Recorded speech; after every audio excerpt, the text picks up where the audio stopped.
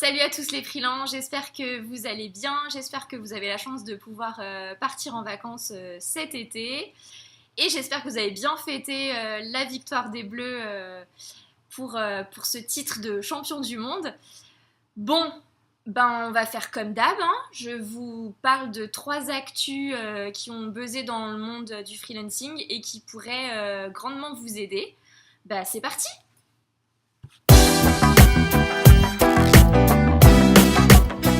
Les Parisiens qui sont là juste derrière cet écran, vous savez ô combien c'est compliqué de trouver un logement à Paris.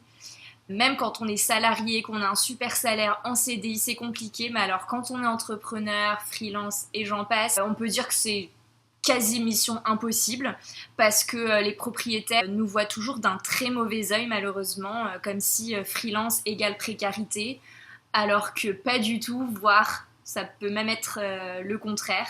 Et j'ai une bonne nouvelle pour ceux qui galèrent à trouver un logement à Paris. En fait, figurez-vous qu'il y a eu un partenariat entre 2 entreprises, c'est WeMind et Genissa. WeMind, je vous en avais déjà parlé dans une autre vidéo, il me semble. C'est une entreprise qui est dédiée à la protection des freelances. Et Genissa, en fait, possède le premier parc privé immobilier de logement à Paris. Et c'est grâce à leur association qu'ils vont vous offrir une garantie de loyer impayé. Donc grâce à cette garantie, donc vous, entrepreneur, vous pouvez bénéficier de la même appréciation de votre dossier que les salariés. Et ce sont des logements qui sont situés à Paris intramuros et dans l'ouest parisien. Et ils sont souvent couplés avec des espaces de bureaux et de coworking.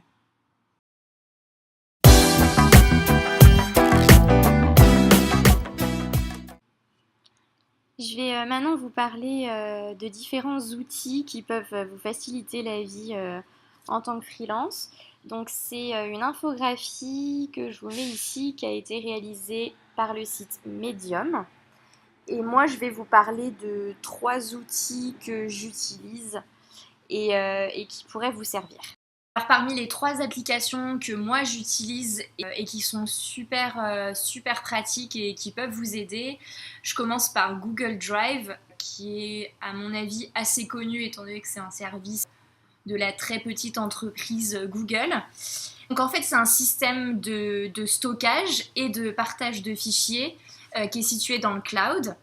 Et ça permet de synchroniser, de partager et de modifier surtout les données d'un document entre plusieurs ordinateurs, donc entre plusieurs utilisateurs. Moi, je l'utilise pas mal en ce moment pour certaines missions où je travaille en fait en partenariat avec d'autres freelances, que ce soit un graphiste, un directeur artistique et moi qui fais la rédaction. Du coup, c'est super pratique d'avoir Google Drive parce que dès que quelqu'un a fait une modif, ça apparaît direct dans le document, vous avez une notification Gmail. Donc c'est quand même une appli qui sert beaucoup quand on travaille à distance, à plusieurs sur un projet. Je vous parle maintenant d'un deuxième outil qui n'est pas d'ailleurs dans l'infographie mais dont je voulais vous parler. Ça s'appelle TED. Donc je pense que beaucoup d'entre vous doivent connaître ce site. Donc c'est en fait des conférences qui sont filmées et qui sont mises en ligne sur le site de TED. Et pendant 18 minutes maximum, il y a une intervention d'une personnalité qui va exposer sa vision et ses actions pour améliorer le monde. Il y a eu Bill Gates, Philip Strack, Bono et plein d'autres. Ça peut être des philosophes, des poètes, des psychologues, des scientifiques, des inventeurs, des artistes. Ça peut être des personnes super connues, des personnes moins connues, mais à chaque fois, c'est des gens qui véhiculent des ambitions ou des projets qui soient à la fois novateurs et humanistes. Et pourquoi je vous parle de ça?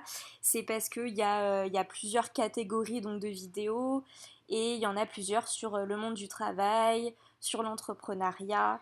Alors le troisième outil en fait dont je voulais vous parler, c'est pas directement lié au travail, mais ça y contribue beaucoup. C'est une application de méditation dont parle d'ailleurs l'article duquel je vous parle, et que j'utilise moi. Ça s'appelle Insight Timer. C'est une appli qui est géniale. Ça permet évidemment de se relaxer, ça permet de prendre du temps pour soi et ça peut durer 5 minutes par jour.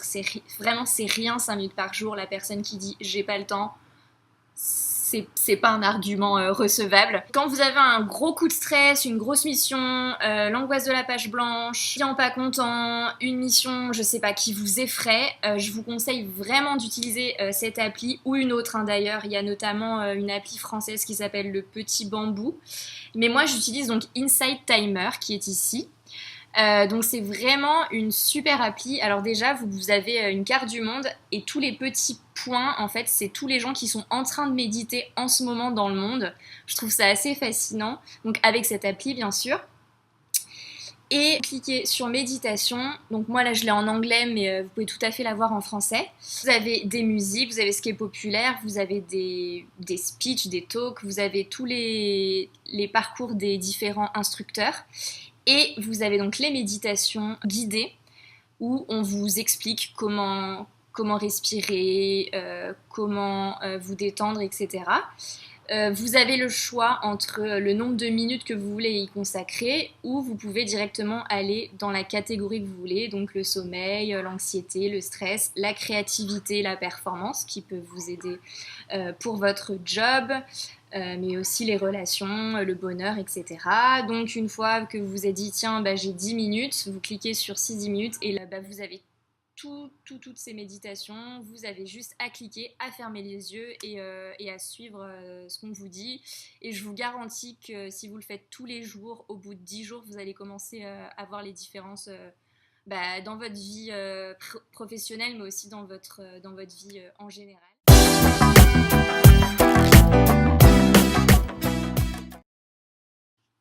Il y a donc de plus en plus de travailleurs indépendants en France et il devenait assez indispensable de centraliser l'encadrement de tous ces consultants.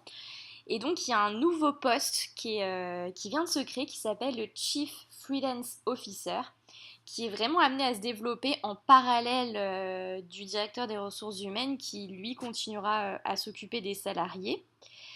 Donc évidemment, un consultant indépendant et un salarié, ça n'a rien à voir et c'est pas possible de les traiter de manière égale.